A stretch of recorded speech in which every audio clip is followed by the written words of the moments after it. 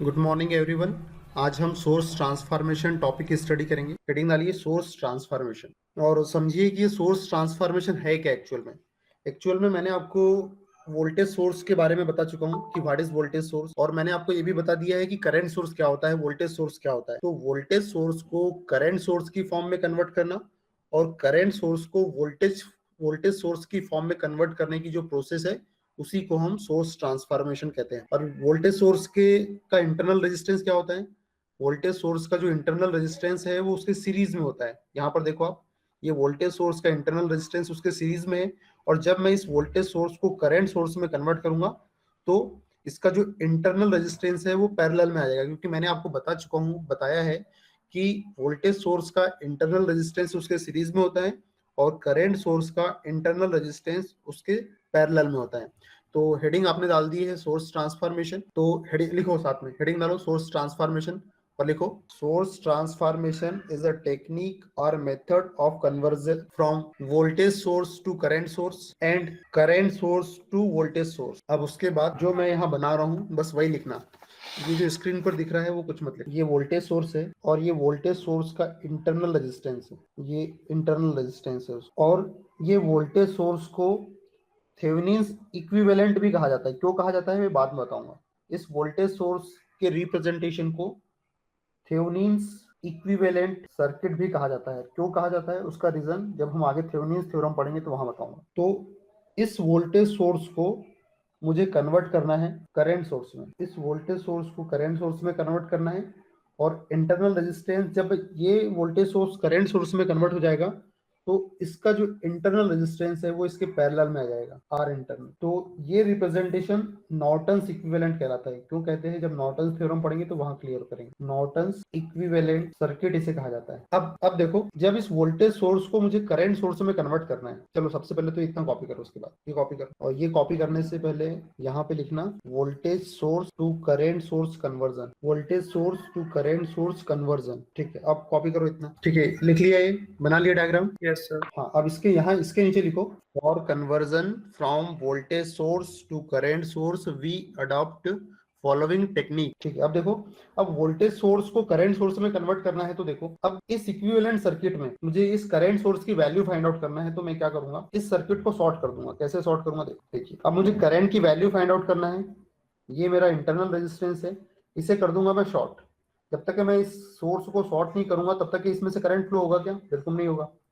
तो इसमें से करंट फ्लो करवाने के लिए मुझे इस वोल्टेज सोर्स को शॉर्ट करना पड़ेगा, तो मैंने इसे शॉर्ट कर दिया। जैसे ही मैं इसे शॉर्ट कर दूंगा तो क्या होगा, इस सोर्स से करंट निकलना चालू हो जाएगा। तो वोल्टेज सोर्स से जो करंट निकलेगा उसी को मैं करंट सोर्स का करंट बोलूंगा। तो कितना करंट फ्लो होगा यहाँ पर, I S equal to V S upon R internal, इतने करंट फ्लो होगा, है ना। इस इंटरनल रेजिस्टेंस में कितना करंट फ्लो होगा, इसके ऊपर कितना वोल्टेज अपेयर होगा वी एस, और इसका रेजिस्टेंस कितना है आर इंटरनल। तो ये मेरे पास करंट सोर्स की वैल्यू आ गई। तो इस करंट सोर्स की वैल्यू मेरे पास आ गई। और इंटरनल रेजिस्टेंस तो जो रेजिस्टेंस पहले सीरीज में लगा था उसे हटा के मैं पैरेलल में लगा दूंगा, तो ये अरेंजमेंट मेरे पास आ जाएगा। तो उसके नीचे ये डायग्राम बनाने से पहले लिखो फॉर ऑब्टेनिंग, वो जो लिखा ना आपने, वी अडॉप्ट फॉलोइंग टेक्निक, उसके नीचे लिखो for obtaining value of current source we short circuit the terminal of voltage source. लिख लिया क्या आपने? Yes sir. Yes sir. हाँ, यस सर। अच्छा, तो फिर अब ये देख लो, ये बनाओ, ये शॉर्ट सर्किट करो। ये वोल्टेज सोर्स का टर्मिनल है, इसको ए नाम देते हैं, इसको बी नाम देते हैं। इसे मैंने शॉर्ट कर दिया तो मेरे पास करंट सोर्स की वैल्यू आ गई। ठीक है, लिख लिया। Yes sir. ठीक है, अब हेडिंग डालो current source to voltage source conversion, current source to voltage source conversion. ये साथ साथ कॉपी करते जाओ। और conversion from current source to voltage source we adopt following method. कुछ मेथड का हम यूज करेंगे। बस देखो, करना क्या है, कुल मिलाकर मुझे वोल्टेज सोर्स की वैल्यू फाइंड आउट करना है। मुझे इस करंट सोर्स को वोल्टेज सोर्स में कन्वर्ट करना है तो क्या करना पड़ेगा, ये वोल्टेज सोर्स की वैल्यू चाहिए, क्योंकि जो इंटरनल रेजिस्टेंस को तो कुछ करना ही नहीं है। एक बार वोल्टेज सोर्स आ गया तो बस इंटरनल रेजिस्टेंस को सीरीज में लगा दूंगा, क्योंकि मुझे पता है कि वोल्टेज सोर्स के सीरीज में इंटरनल रेजिस्टेंस आता है। तो इंटरनल रेजिस्टेंस की तो कोई प्रॉब्लम ही नहीं है, बस इस वोल्टेज सोर्स की वैल्यू मुझे मिल जाए तो मेरा काम बन जाएगा। तो कैसे मिलेगी, for obtaining value of voltage source open the terminal of current source and calculate open circuit voltage. अभी ये लिख लो, अभी सब क्लैरिटी आ जाएगी। अब देखो, करंट सोर्स की हेल्प से मुझे वोल्टेज सोर्स लाना है। ठीक है, अब देखो करंट सोर्स की हेल्प से वोल्टेज सोर्स कैसे फाइंड आउट करना है। मैंने क्या बोला आपको कि ये टर्मिनल को ओपन कर दो, ये टर्मिनल ओपन सर्किट हो गए। जब ये टर्मिनल ओपन सर्किट हो गया उस कंडीशन में ये सोर्स करंट के पास केवल एक ही रास्ता है कि ये सोर्स करंट यहाँ से निकलेगा और इस इंटरनल रेजिस्टेंस के अंदर चला जाएगा। तो जब इंटरनल रेजिस्टेंस में चला जाएगा तो इस इंटरनल रेजिस्टेंस पर कितना वोल्टेज का ड्रॉप होने वाला है, यहाँ पर ड्रॉप होएगा IS into R. Good good. यहाँ पे जो वोल्टेज का ड्रॉप होगा वो IS इंटू आर इंटरनल, इतना वोल्टेज का ड्रॉप होने वाला है। यही open circuit voltage output terminal पर अपेयर हो रहा है, इसलिए यही हमारे वोल्टेज सोर्स के बराबर होगा।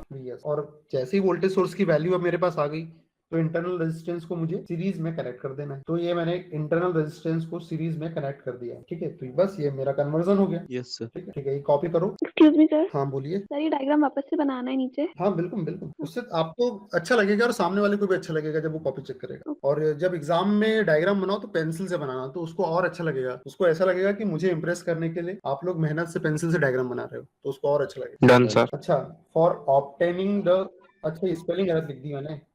फॉर ऑब्टेनिंग, ING है यहाँ पे।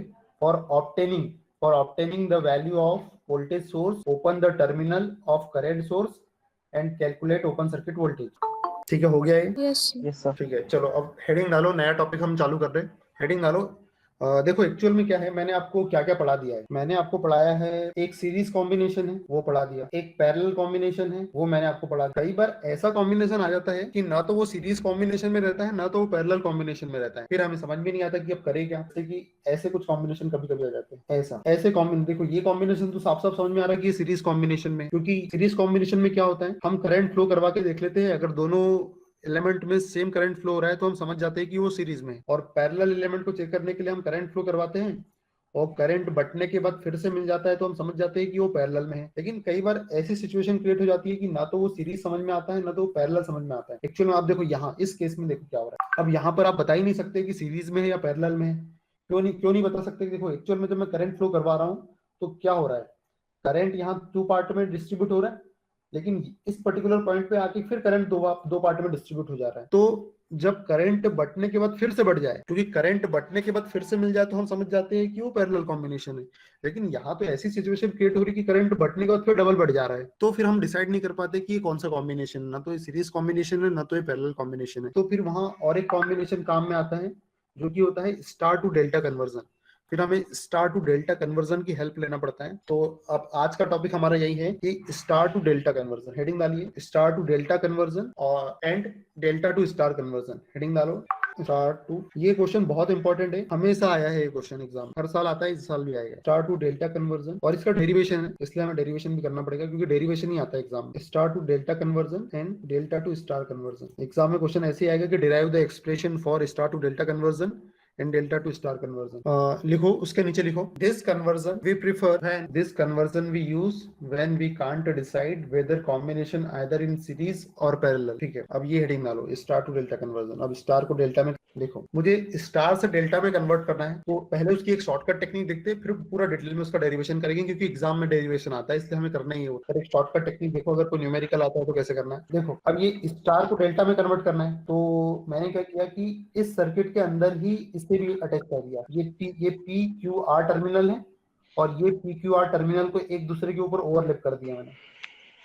अब देखो, मुझे स्टार से डेल्टा में कन्वर्ट करना है, इसका मतलब मेरे पास स्टार की सारी वैल्यू है, अब मुझे डेल्टा की वैल्यू चाहिए। सपोज करते हैं कि ये R1 की वैल्यू मुझे चाहिए, थोड़ा बड़ा कर देते हैं इसको। ठीक है, अब जैसे मुझे इस R1 की वैल्यू चाहिए तो इस R1 की वैल्यू कितनी हो जाएगी, R1 के जस्ट सामने कौन कौन सी ब्रांच है, RA और RB है, तो R1 की वैल्यू हो जाएगी RA प्लस RB और इन दोनों का प्रोडक्ट और इसकी अपोजिट ब्रांच, इन दोनों की अपोजिट ब्रांच क्या है, RC। ये डेराइव करने वाले हैं हम बाद में, पर मैं अभी आपको सिर्फ शॉर्टकट बता रहा हूँ। अगर कोई न्यूमेरिकल आता है एग्जाम में तो कैसे करना है। अब जैसे मुझे इस R2 की वैल्यू चाहिए तो इस R2 के जस्ट सामने कौन कौन सा है, ये RB और RC है, तो ये RB प्लस RC और इन दोनों का प्रोडक्ट कर दो, RB इंटू RC।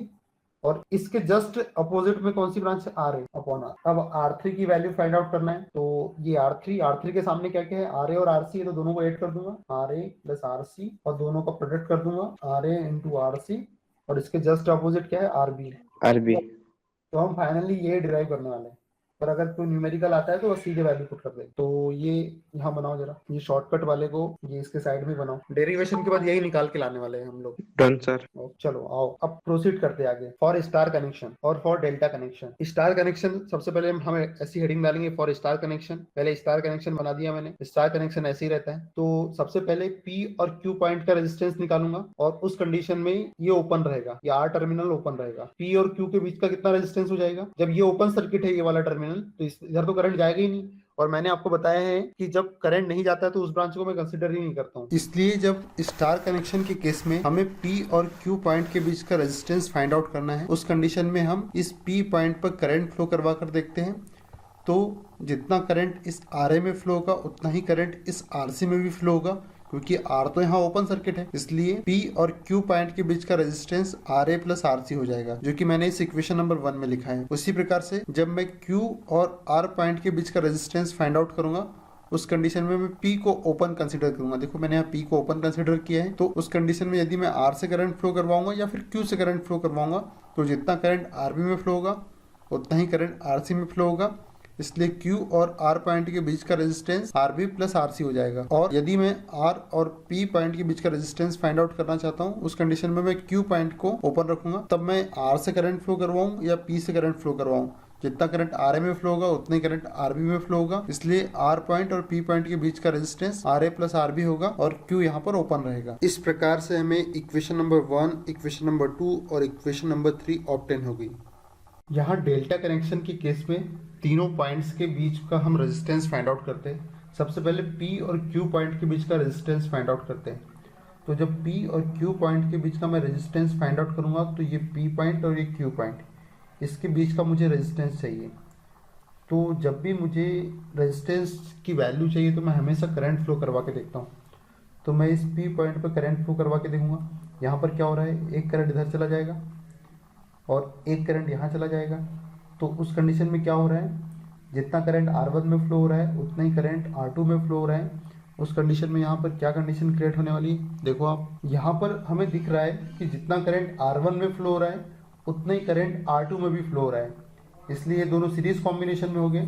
इसलिए इन दोनों रेजिस्टेंस को हटाकर मैं एक सिंगल रेजिस्टेंस से रिप्लेस कर दूंगा। तो यहाँ पर एक सिंगल रेजिस्टेंस आ गया R1 प्लस R2। तो अब यहाँ पर आप देखो ये R3 और R1 प्लस R2 पैरेलल में है, इसलिए RPQ की जो वैल्यू है वो हो जाएगी R3 parallel combination of R1 plus R2। यहाँ पर देखो यही किया है मैंने इक्वेशन नंबर 4 में। उसी प्रकार से जब RQR की वैल्यू फाइंड आउट करूँगा, उस कंडीशन में भी ऐसा ही होगा। ये P पॉइंट है, ये Q पॉइंट है, ये R पॉइंट है। जब RQR की वैल्यू फाइंड आउट करूँगा तो ये R1 और R3 सीरीज में आ जाएंगे, और जो कि R2 के पैरेलल में रहेगा। देखो R1 और R3 सीरीज में आ गए, जो R2 के पैरेलल में है। जब R और P पॉइंट के बीच का रेजिस्टेंस फाइंड आउट करूँगा, उस कंडीशन में R2 और R3 सीरीज में आ जाएंगे। देखो R2 और R3 सीरीज में आ गए और R1 के पैरेलल में रहेंगे। इस प्रकार से मेरे पास स्टार कनेक्शन से 3 इक्वेशन आ गई है, equation number 1, equation number 2, equation number 3। और डेल्टा कनेक्शन से मेरे पास 3 इक्वेशन आ गई है, equation number 4, equation number 5, equation number 6। अब हमारे पास यहाँ पर स्टार कनेक्शन की हेल्प से 3 इक्वेशन है और डेल्टा कनेक्शन की हेल्प से 3 इक्वेशन है। हमने स्टार कनेक्शन की हेल्प से PQ पॉइंट, QR पॉइंट और RP पॉइंट के बीच का रेजिस्टेंस फाइंड आउट किया। उसी प्रकार से हमने डेल्टा कनेक्शन की हेल्प से भी इन्हीं 3 point PQ point, QR point और RP पॉइंट के बीच का रेजिस्टेंस फाइंड आउट किया।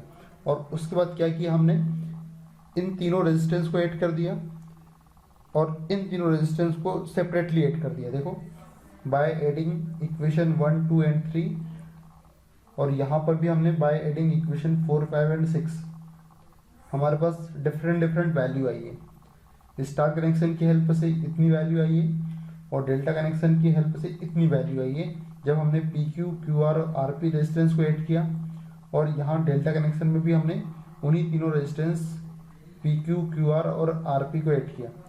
तो हमारे पास ये इक्वेशन नंबर 7 और इक्वेशन नंबर 8 आ गई है। और यहीं से एक कॉन्सेप्ट अराइज होता है कि हम स्टार को डेल्टा में तभी कन्वर्ट कर सकते हैं जब उनकी ओवरऑल वैल्यू में कोई चेंजेस नहीं आए, तभी हम स्टार टू डेल्टा कन्वर्जन कर सकते हैं। तो इसका मतलब ये हुआ कि मैं स्टार कनेक्शन के थ्रू जो मेरा जो रेजिस्टेंस की वैल्यू आई है वही वैल्यू डेल्टा कनेक्शन में भी सारे रेजिस्टेंस को ऐड करने पर आना चाहिए। ऐसा हो तभी हम स्टार टू डेल्टा कन्वर्जन कर सकते हैं। इसलिए मैंने इक्वेशन नंबर 7 जो कि मुझे स्टार कनेक्शन से ऑब्टेन हुई है और इक्वेशन नंबर 8 जो कि मुझे डेल्टा कनेक्शन से ऑब्टेन हुई है, दोनों को इक्वेट कर दूंगा। तो अगली स्टेप में मैंने यही किया है, स्टार कनेक्शन के थ्रू जो ओवरऑल रेजिस्टेंस आया है उसकी वैल्यू और डेल्टा कनेक्शन के थ्रू जो ओवरऑल रेजिस्टेंस आया है उसकी वैल्यू को मैंने इक्वेट कर दिया है। तो देखो ये R P Q R plus R P की वैल्यू जो है वो है 2 times R A plus R B plus R C. तो मैंने यहाँ पुट कर दी डेल्टा कनेक्शन के through R P Q R R P की जो वैल्यू है वो है इतनी 2 times R one R two R three R one और R one plus R two पर आर थ्री। ये वैल्यू कैसे आई देखो आप, ये आर पी क्यू की जो वैल्यू थी वो कितनी थी, R three parallel combination R one plus R two. और हमें पता ही है पैरेलल कॉम्बिनेशन की कंडीशन में हम कैसे वैल्यू निकालते हैं, जैसे अगर दो रेजिस्टेंस आर वन और आर टू यदि पैरेलल में है तो हम क्या करते हैं R one into R two upon R one plus R two ये करते हैं। तो यहाँ पर भी हमने यही किया है। यहाँ पर मैं एक बता देता हूँ, बाकी आप खुद ही देख लेना। जैसे ये R three parallel to R one plus R two three, तो पहले तो मैं प्रोडक्ट करता हूँ R three into R one plus R two और नीचे हो जाता है addition R one plus R two plus R three. तो यहाँ पर वैल्यू हो जाएगी R one into R three plus ये आर थ्री का फिर आर टू में प्रोडक्ट होगा R three into R two upon R one plus R two plus R three. ये वैल्यू आई देखो। तो आर पी क्यू की जो वैल्यू है वो इतनी आ गई। जब इसे सिंप्लीफाई किया आर क्यू आर की वैल्यू कितनी आ जाएगी, ये इतनी आ जाएगी। पहले प्रोडक्ट होगा तो R one into R two into R three upon R one plus R two plus R three. उसी प्रकार से आर आर पी की वैल्यू पहले प्रोडक्ट होगा इनका तो R one into R three upon R one plus R two plus R three. तो जब तीनों को मैं ऐड करूँगा तो देखो ये जो डिनोमिनेटर है वो तो बराबर ही है तीनों में, तो नीचे का जो डिनोमिनेटर आएगा वो तो R one plus R two plus R three आएगा। और ऊपर से यहाँ पर देखो क्या हो रहा है, आर वन आर थ्री यहाँ पर भी है और यहाँ पर भी है, मतलब 2 टाइम्स आ गया। आर टू आर थ्री यहाँ पर भी 2 टाइम्स आ गया और R one into R two ये भी 2 टाइम्स है। इसलिए मैंने जब ऐड करेंगे तो 2 times R one R two plus R two R three plus R three R one, क्योंकि ये इन तीनों को ऐड करना है मुझे तो ये डबल डबल आ जाएगा, इसलिए यहाँ पर मैं ऐसा करने वाला हूँ। अब वापस आ जाते हैं हमारे पॉइंट पे कि स्टार कनेक्शन की हेल्प से जो ओवरऑल रेजिस्टेंस आया और डेल्टा कनेक्शन की हेल्प से जो ओवरऑल रेजिस्टेंस आया हमने उसे आपस में इक्वेट कर दिया एक दूसरे से। Means equation 7 equal to equation 8। तो यहाँ पर हमने इक्वेशन 7 को इक्वेशन 8 के इक्वल कर दिया। तो मेरे पास वैल्यू आ गई R A plus R B plus R C equal to R one R two plus R two R three plus R three R one plus R two plus R three. देखो ये 2 जब इधर आ जाएगा तो ये cancel out हो जाएगा, तो R A plus R B plus R C की इतनी वैल्यू आ जाएगी। अब मेरे पास इक्वेशन नंबर 9 में R A plus R B plus R C की वैल्यू है और यदि मुझे इस आर ए रेजिस्टेंस की वैल्यू फाइंड आउट करना है उस कंडीशन में इस इक्वेशन नंबर 9 में से कोई ऐसी इक्वेशन को माइनस करना है जहाँ से इस इक्वेशन नंबर 9 में से जब मैं R B plus R C को माइनस कर दूँ तो मेरे पास केवल आर ए की वैल्यू आ जाए। तो मुझे ऐसी इक्वेशन ढूंढना है जहाँ पर R B plus R C की वैल्यू हो। तो चेक करता हूँ, तो मुझे यहाँ इक्वेशन नंबर 2 में R B plus R C की वैल्यू मिल गई है। इसका मतलब ये हुआ कि इक्वेशन नंबर 9 में से इस इक्वेशन नंबर 2 को यदि मैं माइनस कर देता हूँ तो केवल आर ए की वैल्यू बच जाएगी यहाँ पर। तो यहाँ पर मैंने वही किया, for obtaining value of R A subtract equation number 9 with equation number 2। तो इक्वेशन नंबर 9 में R A plus R B plus R C है और इक्वेशन नंबर 2 में R B plus R C है। तो इक्वेशन नंबर 9 में से equation number 2 को मैंने माइनस कर दिया और इक्वेशन 9 की जो आर एच एस की वैल्यू है वो इतनी है। और इक्वेशन नंबर 2 देखो यहाँ पर इक्वेशन नंबर 2 में क्या है, R B plus R C किसके बराबर है, आर क्यू आर के बराबर है और आर क्यू आर की जो वैल्यू है वो है R two parallel to R one plus R three. इसका मतलब आर क्यू आर की जो वैल्यू है वो इतनी है, R one R two plus R two R three upon R one plus R two plus R three. ये value मैं वहाँ रख दूंगा। तो देखो मैंने माइनस कर दिया, इक्वेशन नंबर की वैल्यू ये है R1 R2 R3 के टर्म में, और इक्वेशन 2 की वैल्यू R1 R2 के टर्म में, R1 R2 R3 के टर्म में ये है। तो जब मैं माइनस कर दूंगा तो जो वैल्यू निकल के आएगी वो RA की वैल्यू रहेगी। देखो अब जब मैं इसे माइनस करूंगा तो डिनोमिनेटर तो इक्वल है, एक जैसा ही है, इसलिए डिनोमिनेटर कॉमन हो जाएगा, या फिर हम एलसीएम बोल दें कि R1 + R2 + R3 आ जाएगा।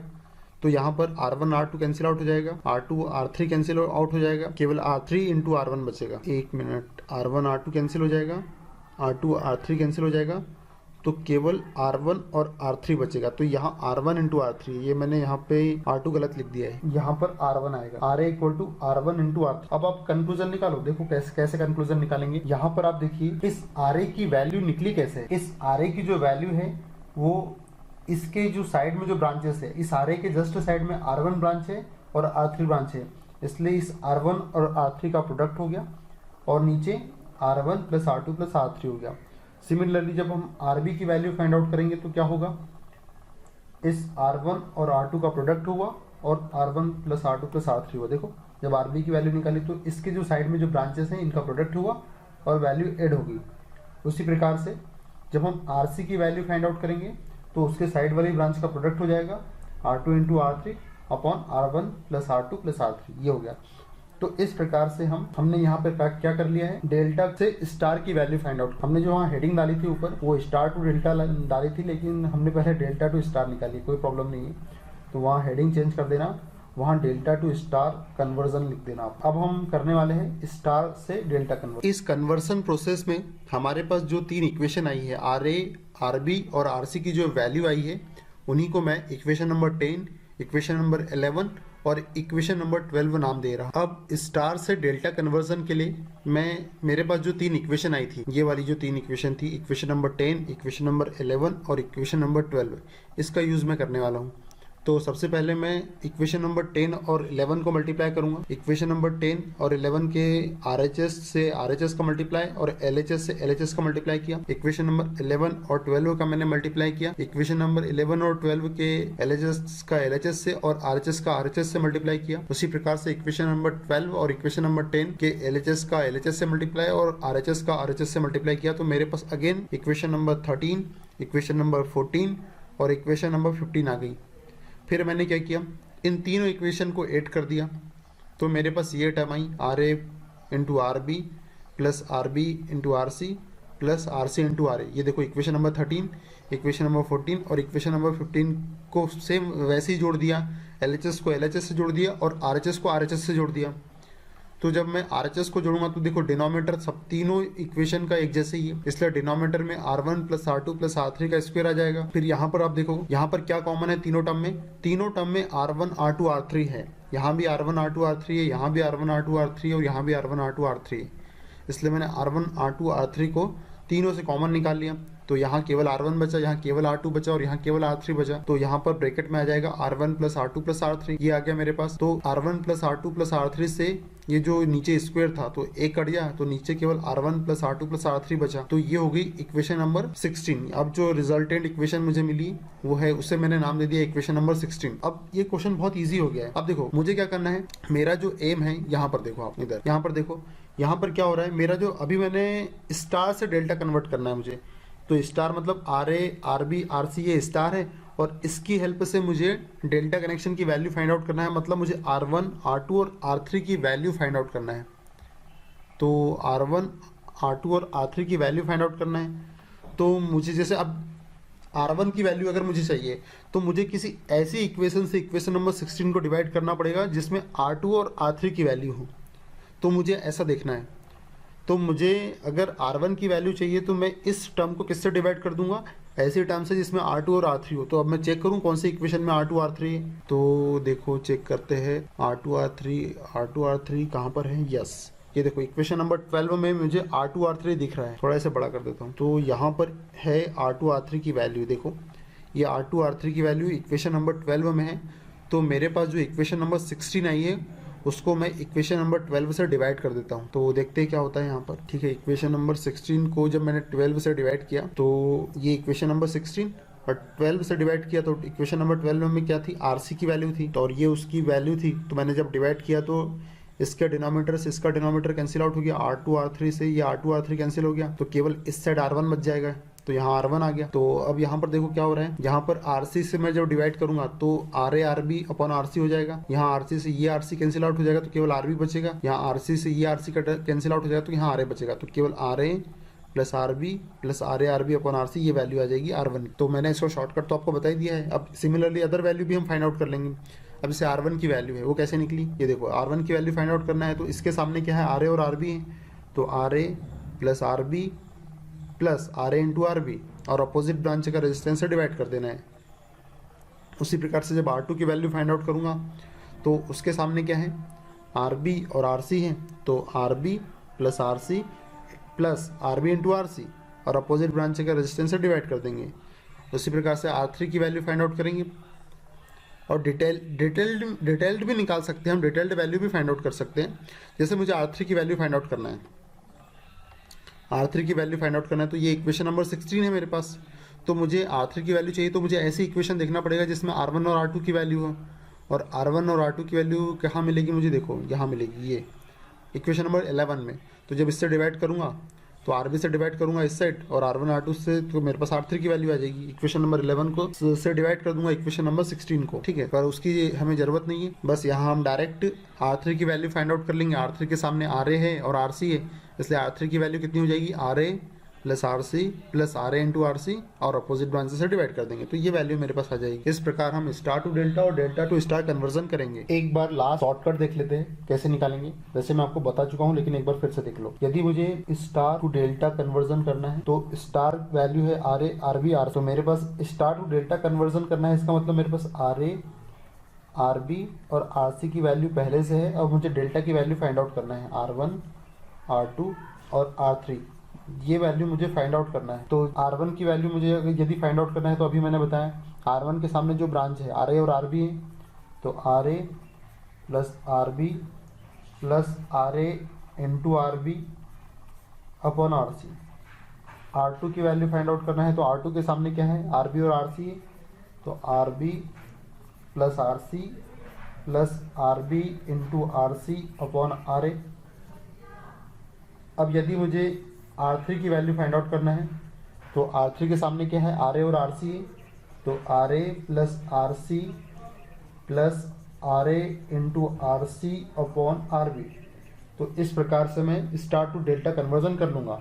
अब डेल्टा टू स्टार कन्वर्जन देखते हैं कैसा करेंगे हम यहाँ पर। चलो यहाँ नीचे बताता हूँ इस साइड। अब जैसे मुझे जब डेल्टा टू स्टार कन्वर्जन करना है, इसका मतलब मुझे इस साइड से इस साइड वैल्यू फाइंड आउट करना है। मेरे पास R1 R2 R3 की वैल्यू पहले से दी रहेगी और मुझे RA RB RC की वैल्यू चाहिए। तो जब RA RB RC की वैल्यू चाहिए, चलो अब RA की वैल्यू चाहिए मुझे, तो RA के साइड वाली ब्रांच कौन सी है, R1 और R3, तो R1 into R3 upon R1 plus R2 plus R3, ये आ गई RA की वैल्यू। अब RB की वैल्यू चाहिए तो RB के साइड वाली ब्रांच कौन सी है, R1 और R2, तो R1 into R2 upon R1 plus R2 plus R3। और मुझे RC की वैल्यू चाहिए तो RC की साइड वाली ब्रांच कौन सी है, R2 और R3, तो R2 into R3 upon R1 plus R2 plus R। तो इस प्रकार से हम शॉर्टकट टेक्निक से स्टार टू डेल्टा और डेल्टा टू स्टार कन्वर्जन करेंगे और जनरली ये टेक्निक हमें न्यूमेरिकल्स में काम में आएगी। So thank you guys.